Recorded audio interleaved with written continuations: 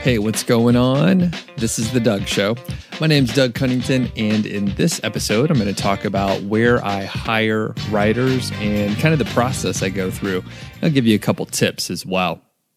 I just got back from Costco. I went shopping in the middle of the day here, and the cashier was acting like he was giving a survey. I guess he was giving a survey. He actually was writing this stuff down, but he said, "Hey, let's say you move to a neighborhood and it's not so nice and you need to get a security system because it's not exactly safe.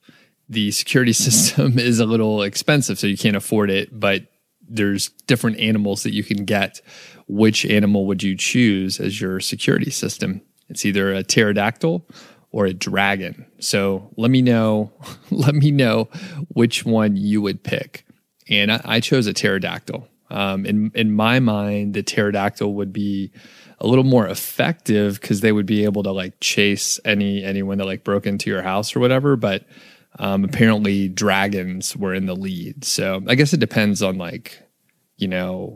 where in the house or outside the house the dragon or pterodactyl would be stationed. And I guess technically, dragons could fly. I don't know. I guess it depends on the dragon.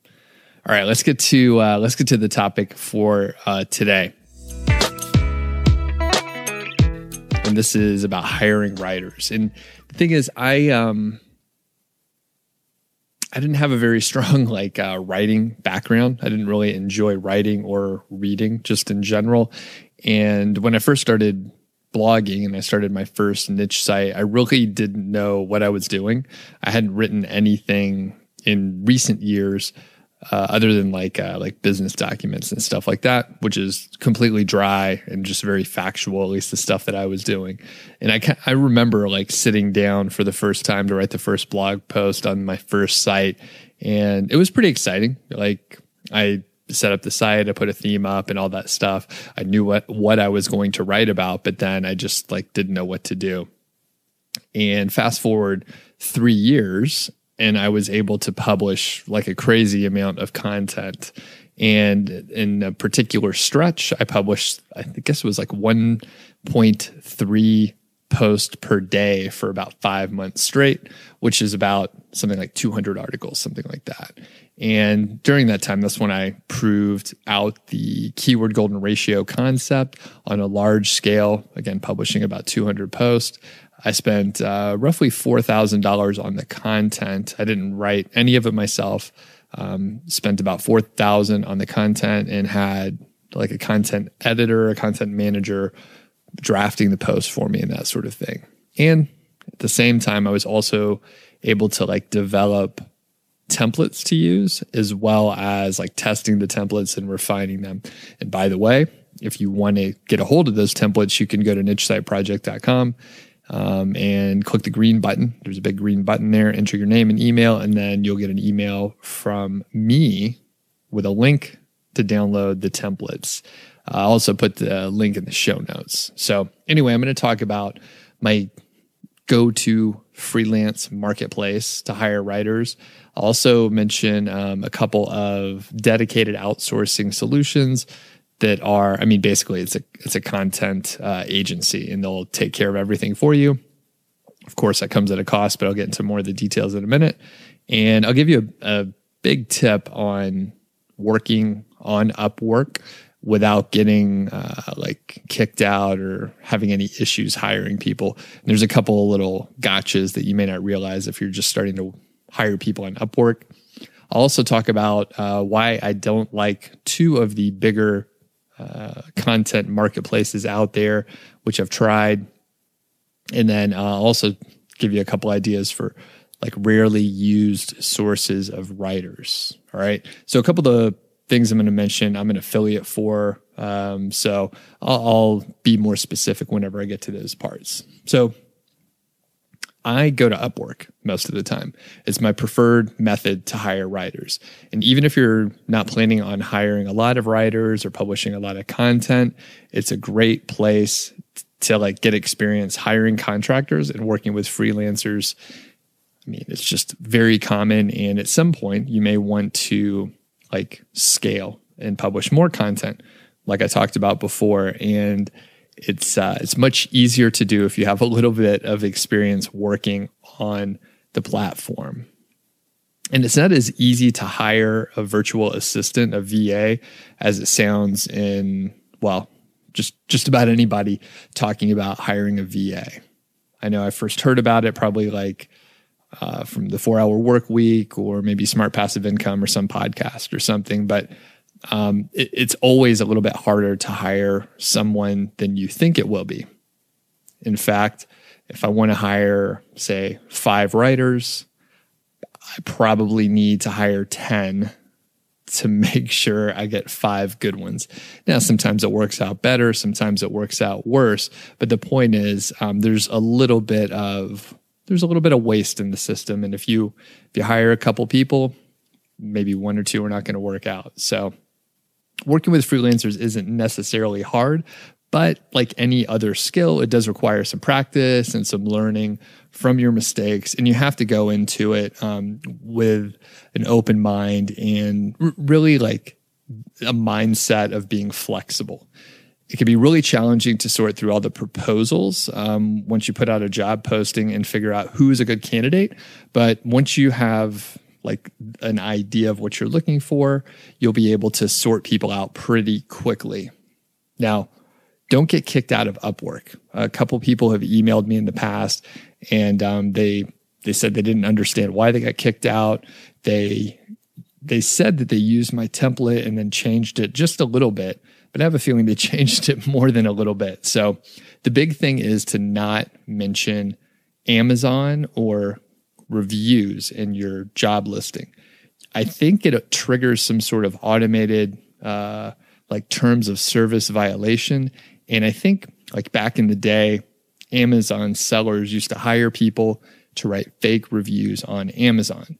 And I believe if you use quote Amazon or quote reviews, then you may be triggering something on the system on Upwork. And at that point, your job posting will probably be deleted. And I think if you do it like more than once or twice, they'll just close your account, and they don't really work with you so well. So I would say follow my templates, add your own personality, but don't mention anything about like Amazon product reviews or similar words. I usually just say like a ghostwriter for a blog. And then later on, when I give like specific instructions, then I can tell the writer that they're writing reviews and not put it in the job listing. So my other tip for working on Upwork or any other freelancing platform is to not to accept more than one excuse. Now, sometimes things happen. Dog ate your homework, maybe their child gets sick, or there's a delayed flight or car accident, who knows? Things do happen, and your freelancer may be a little bit late to finish something. For me, if they tell me ahead of time or as soon as they have an idea that it's going to be late, I'm a lot more flexible. If a freelancer is late to complete work due to some uncontrollable circumstance, I'll generally assume that they're telling the truth. If it happens again, then I usually end the working relationship. The thing is, if a freelancer is late and they didn't tell me ahead of time, I know immediately that I should probably end the working relationship.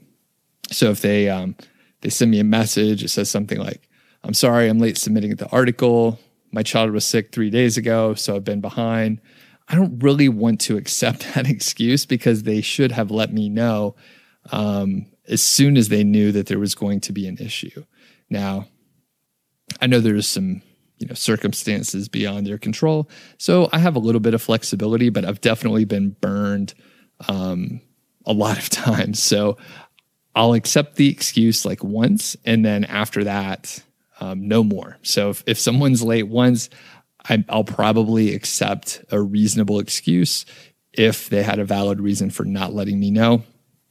Like I said, if it's something that happened like completely out of their control, they were in a car accident, their family's been in the hospital or something like that, okay, I'll let that go. We'll figure out a way to work around it. If there's something else in the future, it's just not going to work out.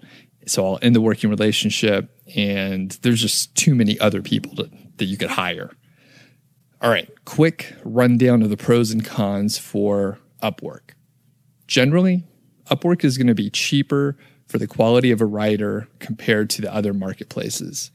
In general, you'll probably be able to find a very good writer at a bargain price. Additionally, you could also find lots of writers very quickly.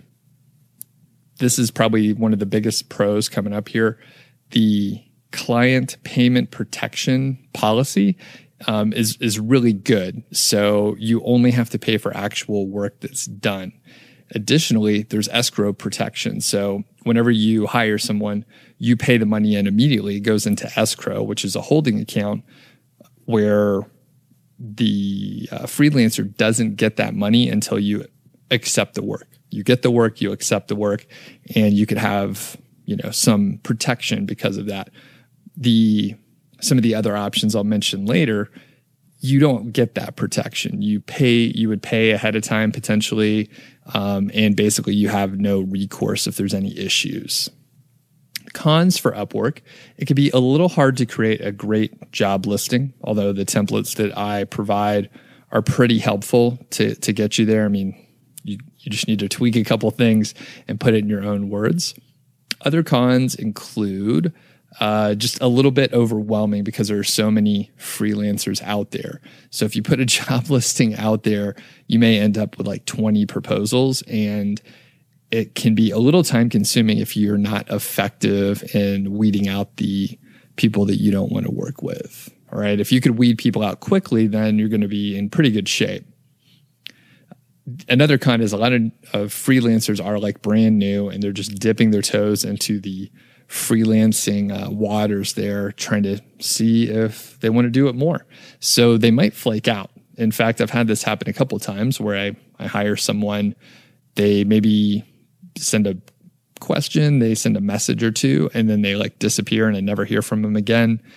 And basically you can get a refund on that, but of course you've wasted some time there. And finally, freelancers can make excuses, flake out, or disappear. Even some people that I've worked with that were great for a little while, they may be like flaked out after some amount of time. Who knows why? Maybe they got a full-time job. Maybe they moved. You have no idea. A lot of times, if that happens, they just disappear and you never hear from them again. So again, I like Upwork a lot. If you do want to get a hold of my templates and stuff, feel free to check them out. It's really good, at least as a starting point. There are a couple dedicated services out there. The bigger ones that I've heard of and that people ask me about most often are Textbroker and iWriter. And they focus solely on content. So it's like a freelancing content marketplace. And they pair up freelance writers with people that need content, like you. It's pretty much like taking some of the guesswork out of hiring people on Upwork, and you can basically submit your article titles with some details, maybe some outlines if you want to provide that. And they have lots of people, dozens and dozens, maybe hundreds of writers out there, maybe thousands, I have no idea.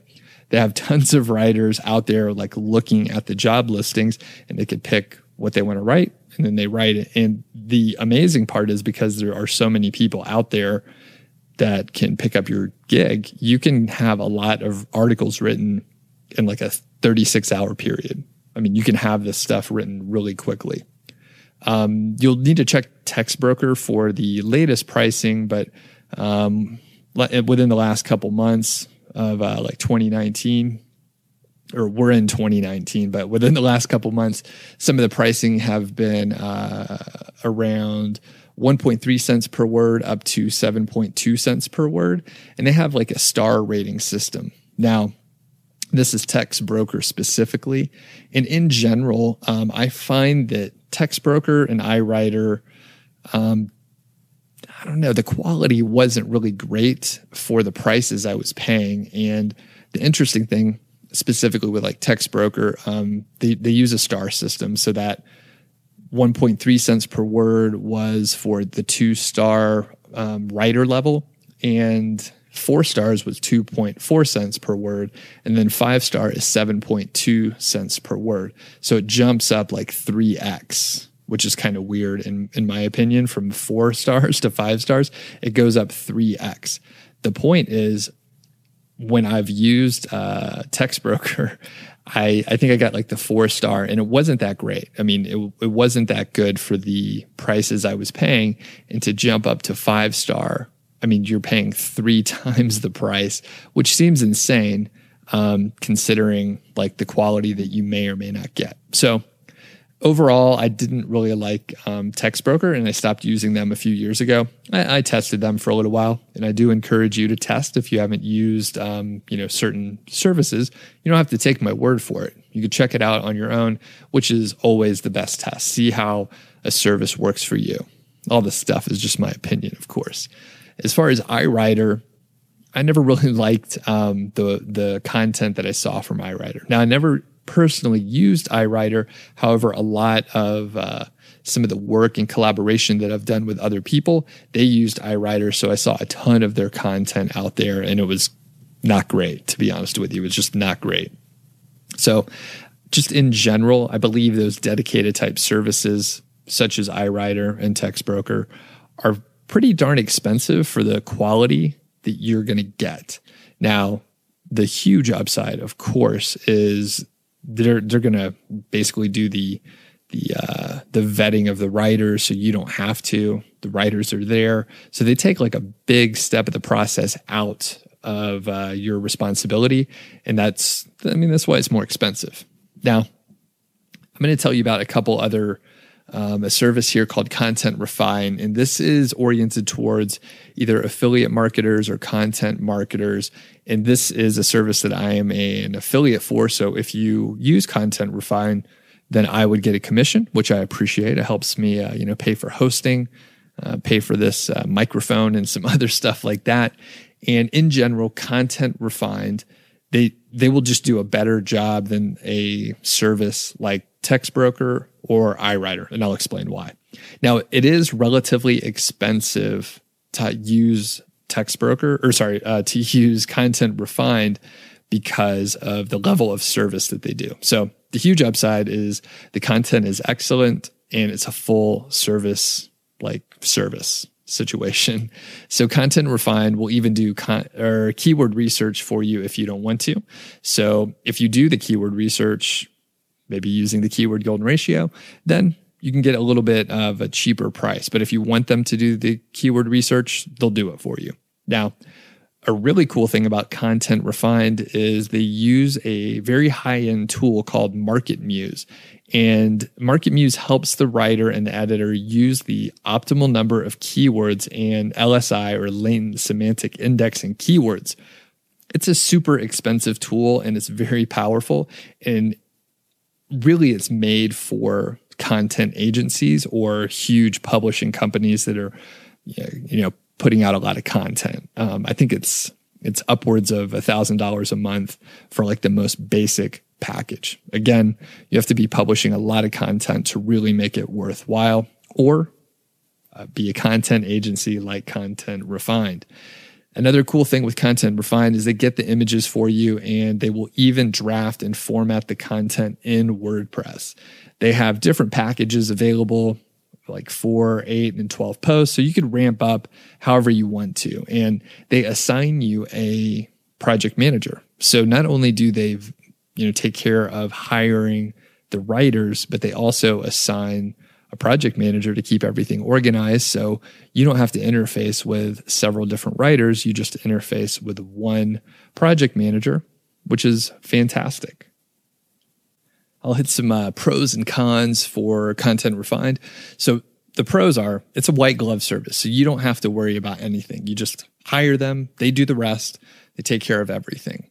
Now, if you do hire one of the premium companies like Content Refined, you can even have them upload and draft your post into WordPress, so it's totally hands-off. If we are thinking about like Text Broker and iWriter, they don't have that level of service, so just want to be clear about that. Further, you could hire a lot of writers pretty quickly without having to deal with them directly, and basically the service pays and plays the project manager in the situation, so you don't have to do it.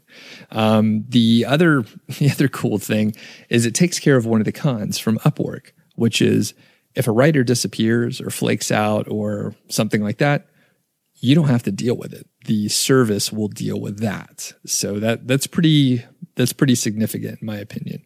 The cons for a service, it's more expensive for the quality of the content, just in the general sense. So sometimes you may have some outliers, but generally it's going to be more expensive.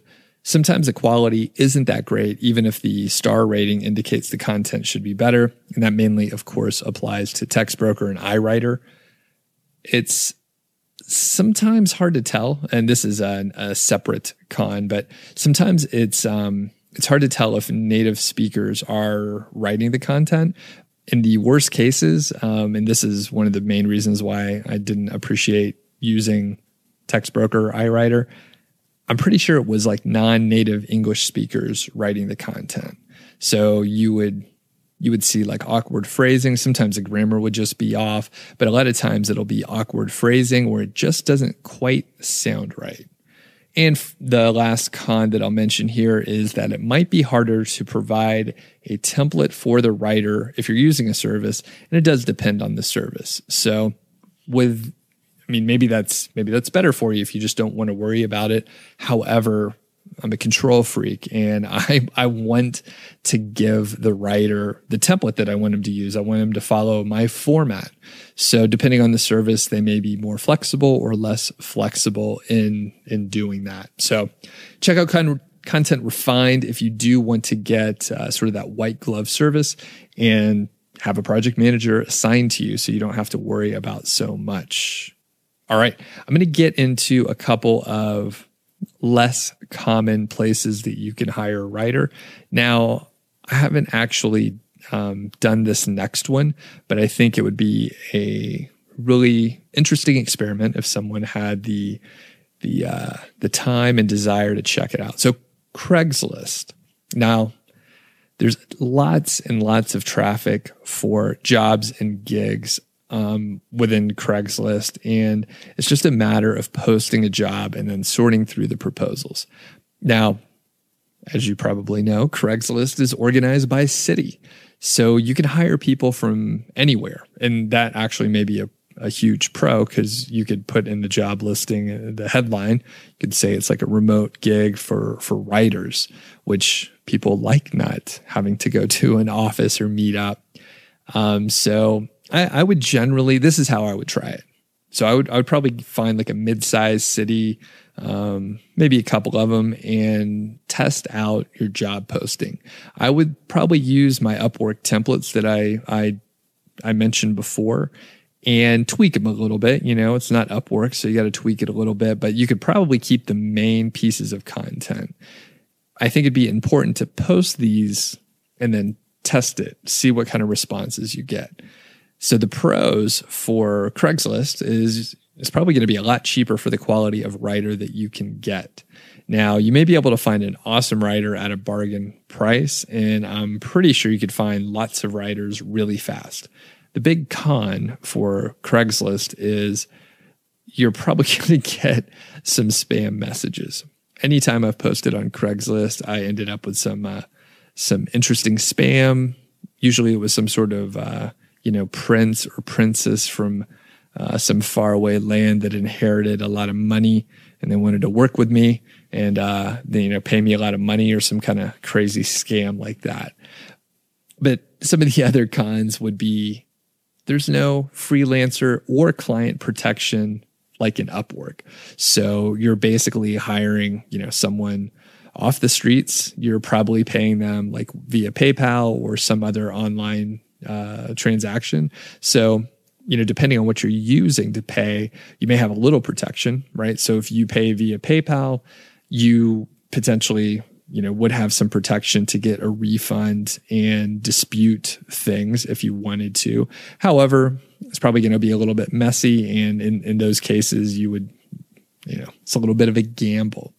And finally, the other obvious con is it would be overwhelming to try this, because there's so many freelancers, so many gigs, there's so many cities and localities and just a ton of places that you can post on Craigslist. So you would have to be, kind of organized.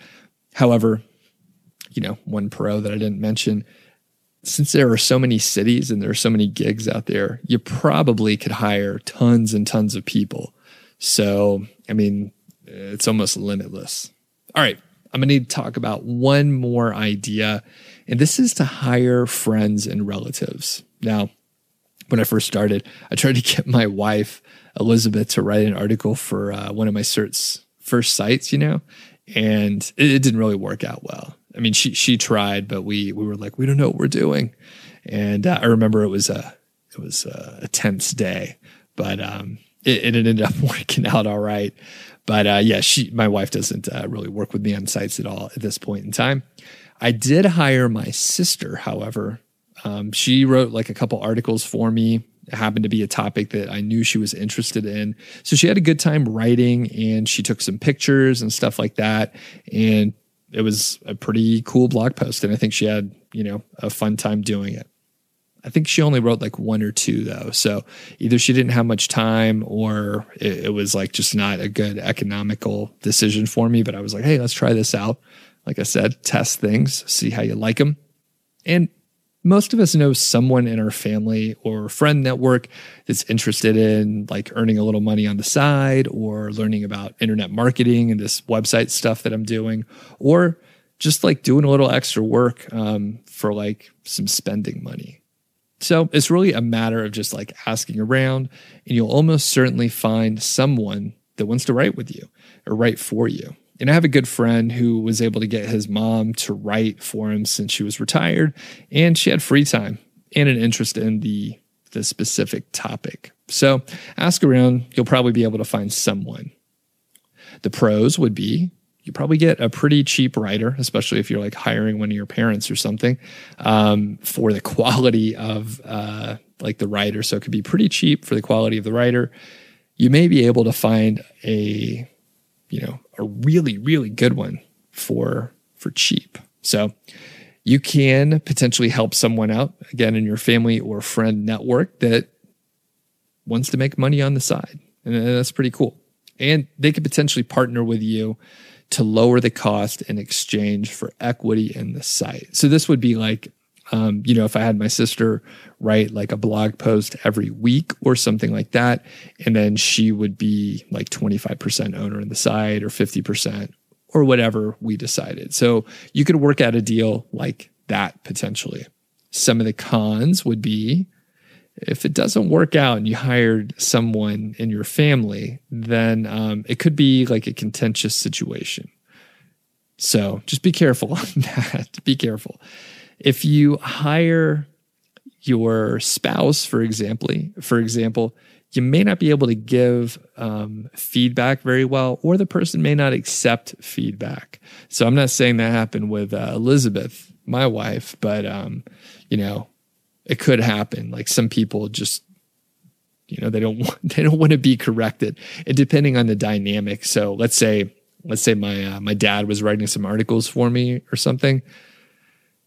It may be weird if I'm like, hey, Dad, you're misusing commas. Can we try and clean that up? Let's try and do a better job there, sport. So you just have to keep that in mind, because feedback is good. Like it should be a two-way street. You should want to get feedback yourself. You should want to give feedback, and it should be a mutual, exchange of feedback. So keep that in mind, and especially for you. So you'll have to make sure that you're able to receive the feedback as well. So just keep all this stuff in mind. If you're working with family and friends, you have to be a little more like empathetic and like think further ahead. So that covers it. Like I said, I usually go to Upwork. That is my go-to for hiring writers. And it can be challenging to hire people, but at the same time, for me personally, it just happens to be one of the areas that I had a lot of experience in, not necessarily hiring freelancers, but in my corporate job, I interviewed over like 100 people or so, looked at even more resumes than that. And I just had a lot of experience on the HR side, like working like with people, hiring folks and all that stuff.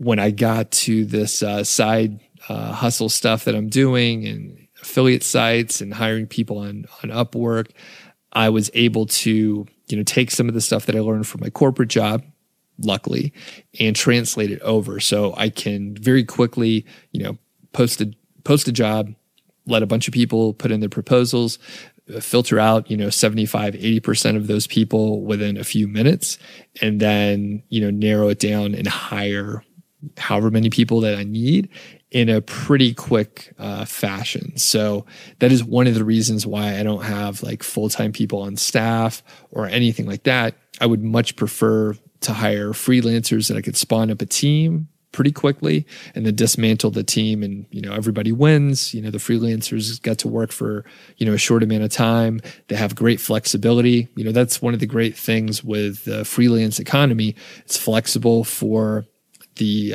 client, the person hiring folks, and it's also super flexible for the freelancers. So we could do a couple articles, do a couple gigs, and if we don't want to work together anymore, hey, we could just stop working together. It's not like we have to hire someone full-time or anything like that.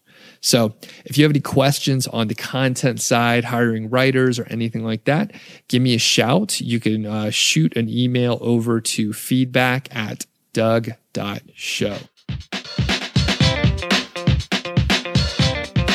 All right, thanks a lot for listening to this episode. And I'm excited because we got a couple good episodes coming up. Episode number 12 is going to be how many posts to launch an Amazon affiliate site. The interesting thing with that show is it's a little bit shorter than normal. A lot of the shows have been close to an hour, over an hour. This one's sort of in the middle. And this episode number 12, it's going to be a little bit shorter. So let me know what you think of that. And then the next two episodes are the most popular type of episodes so far. That is success stories. So we have Ellen coming in on episode number 13. She is a former social worker, and she put a lot of time over the course of about 8 months into a single Amazon affiliate site and grew it from just about nothing all the way to $3,000 and beyond per month. Episode 14 is Evan, and he has a site that he grew from $1,500 to $2,000 per month, and he grew it up to $4,000 per month by using the keyword golden ratio. So stay tuned for those episodes. Really excited to get those out. And if you're new to the show, please consider subscribing. If you like the show, leave a review. It would really help me out, and I would love it. Thank you.